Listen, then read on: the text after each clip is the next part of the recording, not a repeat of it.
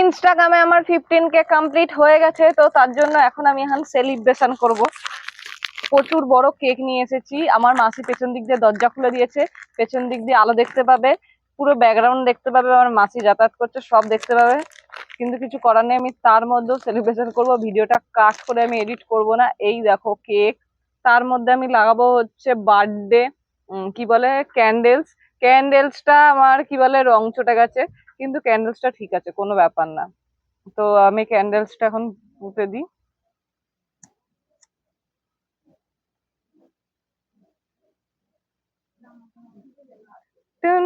তুমি পেছন থেকে কম করো।